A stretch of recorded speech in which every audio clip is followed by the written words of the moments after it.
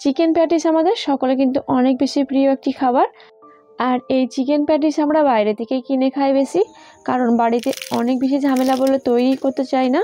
বাইরে থেকে কিনে আনলে অনেক টাকায় কিন্তু খরচা হয়ে যায়, সেই খরচায় কিন্তু বাড়িতেই সবার জন্য তৈরি করে নিতে পারবেন এই চিকেন প্যাটিস। তো চলুন বেশি সময় নষ্ট না করে কিভাবে এই খাস্তা মুচমুচে প্যাটিসগুলো তৈরি করে নিয়েছি দেখে নিই। প্যাটিস তৈরি করে নেওয়ার জন্য সর্বপ্রথম আমাদের ডোটা রেডি করে নিতে হবে। এর জন্য নিয়ে নিচ্ছি 2 কাপ ময়দা। 2 কাপ ময়দা নিলে 7 থেকে 8টা প্যাটিস তৈরি হয়ে যাবে। যদি কম পরিমাণে তৈরি করতে চান সেক্ষেত্রে ময়দাটা একটু কম নিয়ে নেবেন। এর মধ্যে দিয়ে দিলাম 1/2 চামচ লবণ এবং 2 চামচ সাদা তেল। প্যাটিস তৈরি করে নেওয়ার ক্ষেত্রে সর্বপ্রথম আমাদের এই ময়ামটাকে খুব ভালোভাবে দিয়ে নিতে হবে। এর জন্য তেলের সঙ্গে ময়দাটা খুব ভালোভাবে মিক্স করে নেবেন। যখন দেখবেন ময়দাগুলো মিক্স করে নেওয়া হয়ে গেছে, হাতের মধ্যে দিলে পরে এটা মুঠ হয়ে যাচ্ছে, ভেঙে আসছে না ময়দাটা, তখন বুঝতে হবে এই ময়াম দিয়ে নেওয়া হয়ে গেছে ময়দার সঙ্গে। এখন নর্মাল পানি দিয়ে সফট একটা ডো রেডি করে নিতে হবে। তবে এই ডোটাকে অনেক বেশি টাইটও করে নিচ্ছি না বা অনেক বেশি সফটও করে রাখবো না, মিডিয়াম যেমন আমরা ডো রেডি করে থাকি সেইভাবে রেডি করে নিয়েছি।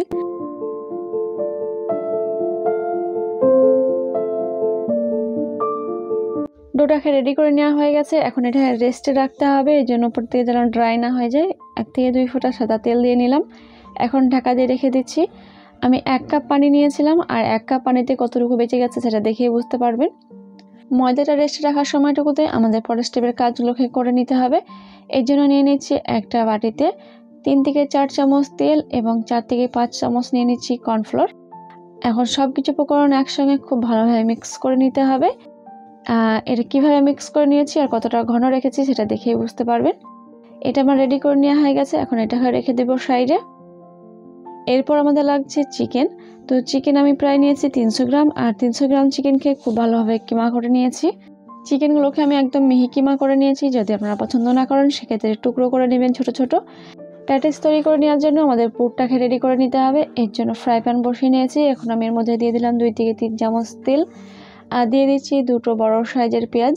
পেঁয়াজগুলোকে একটু লম্বা করে কেটে নিয়েছি, আর দিয়ে দিচ্ছি 3 থেকে 4টে কাঁচামরিচ কুচি। পেঁয়াজটাকে আমি একটু সফট করে ভেজে নিচ্ছি, অনেক বেশি ভেজে নেওয়ার কোনো দরকার পড়বে না। পেঁয়াজগুলো অনেকটাই সফট হয়ে গেছে। এখন এর মধ্যে দিয়ে দিব আদা রসুন জিরে একসঙ্গে বেটে নিয়েছি, এটাই দিয়ে দিচ্ছি 1/2 চামচ।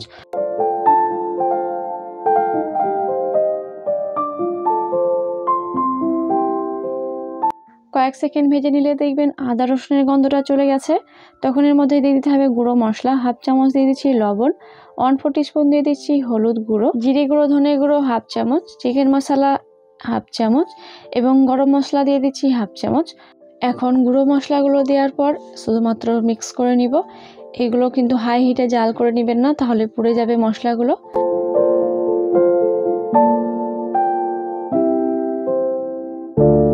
সুন্দরভাবে মশলাগুলো মিক্স করে নেওয়া হয়ে গেছে। এখন আগে থেকে কিমা করে রেখেছিলাম চিকেনটাকে, সেটা এর মধ্যে দিয়ে দিতে হবে।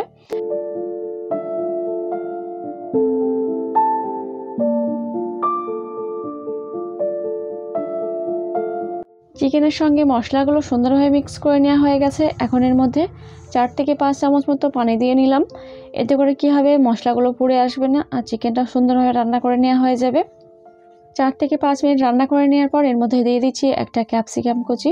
প্যাটিসের পুরের জন্য এখানে আমি ক্যাপসিকাম কুচি ব্যবহার করেছি, যদি আপনাদের কাছে থাকে অবশ্যই ব্যবহার করবেন। ঘরের মধ্যে যদি ক্যাপসিকাম না থাকে সেক্ষেত্রে স্কিপ করবেন। শুধুমাত্র কিন্তু চিকেন দিয়েও পুরটা রেডি করে নেওয়া হয়ে যায়। এখন এর মধ্যে দিয়ে দিচ্ছি টমেটো সস 1 চামচ এবং সয়া সস 1 চামচ। আবারও 3 থেকে 4 মিনিট আমি এভাবে রান্না করে নিয়েছি। এখন আমাদের সব কিছু উপকরণ মিক্স করে নেওয়া হয়ে গেছে। প্যাটিসের জন্য চিকেনের পুরটা রেডি করে নেওয়া হয়ে গেছে। এখন চুলা জ্বাল অফ করে নিলাম এবং ধনেপাতা মিক্স করে নিয়ে নামিয়ে নিচ্ছি এটাকে। পুরগুলোকে একটা বোলে ট্রান্সফার করে নিলাম এবং এটা একটা সাইডে রেখে দিচ্ছি ঠান্ডা হওয়ার জন্য, এবং রেস্টে রাখা ছিল প্রায় আমাদের 30 মিনিট। আর 30 মিনিটে কিন্তু অনেকটাই সফট হয়ে গেছে। এখন ছোট ছোট লেচি কেটে নিয়েছি, বেশ মাঝারি সাইজের 5টা লেচি কেটে নিয়েছি। এখন আমাদের এগুলোকে বেলে নিতে হবে, আর বেলে নেওয়ার জন্য আমি এখানে কর্নফ্লোর ব্যবহার করছি।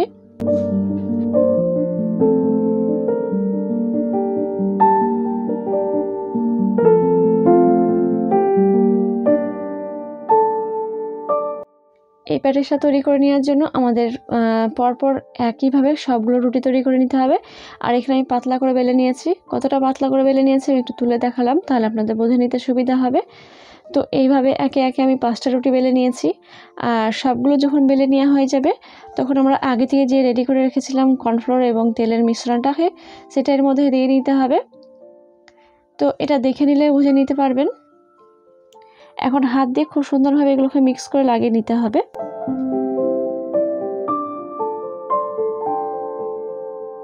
রুটির মধ্যে যখন কর্নফ্লোর এবং তেলের মিশ্রণটা দেওয়া হয়ে যাবে তখন এর মধ্যে দিয়ে দিতে হবে কর্নফ্লোর। কর্নফ্লোর দেওয়া হয়ে গেলে আবারও একটা রুটি দিয়ে নিতে হবে এবং সেমভাবে আবারও কর্নফ্লোর আর তেলের মিশ্রণটাকে লাগিয়ে নিচ্ছি। প্যাটিসের রুটি যতগুলোই তৈরি করবেন ঠিক একইভাবে একের ওপর এক দিয়ে দিবেন, তাহলেই হয়ে যাবে।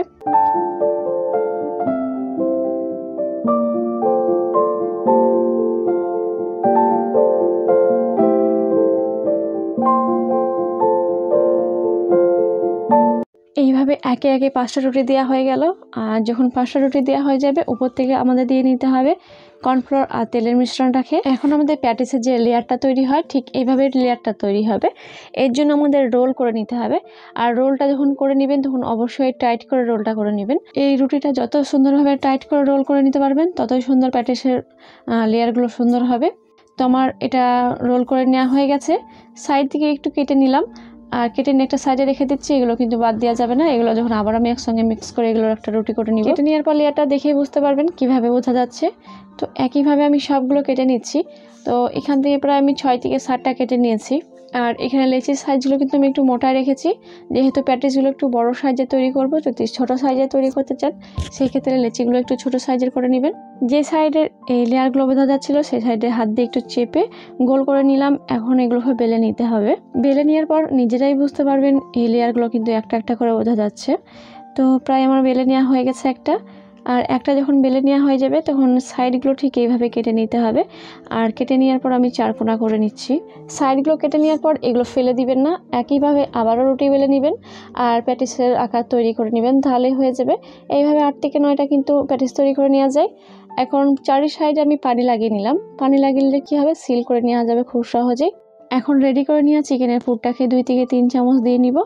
চিকেনের পুরটাকে কোন সাইড দিয়ে নিচ্ছি এটা দেখেই বুঝতে পারবেন।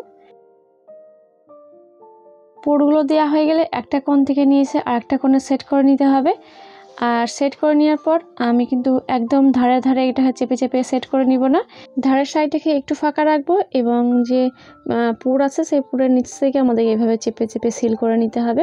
যেহেতু আমরা আগে থেকে পানি দিয়ে নিয়েছি এই জন্য খুব সহজে কিন্তু এটা সিল হয়ে যাবে। দেখে মনে হতে পারে অনেক বেশি ঝামেলা তৈরি করে নেওয়া, বাট একবার যখন তৈরি করে নেবেন তখন কিন্তু আর মনেই হবে না এটা অনেক বেশি ঝামেলা তৈরি করে নেওয়া। সেমভাবে আমি আর একটা তৈরি করে দেখাচ্ছি, তাহলে আপনাদের বুঝতে কোনো রকমভাবে অসুবিধা হবে না।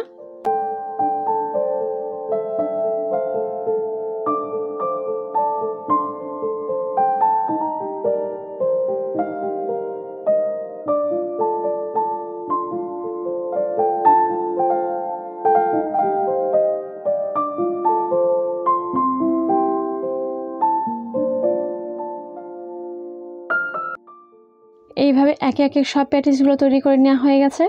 এখন আমাদের এগুলোকে ভেজে নিতে হবে। ভেজে নেওয়ার জন্য ফ্রাই প্যানে পরিমাণ মতো তেল গরম করে নিয়েছি।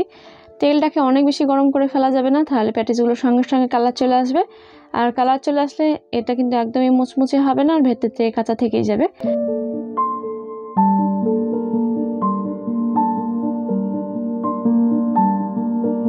এই সময় চুলার জাল অবশ্যই লো টু মিডিয়াম রাখতে হবে। যখন দেখবেন প্যাটিসের একটা সাইড কালার আসতে শুরু করছে তখন এইভাবে উল্টে নিতে হবে।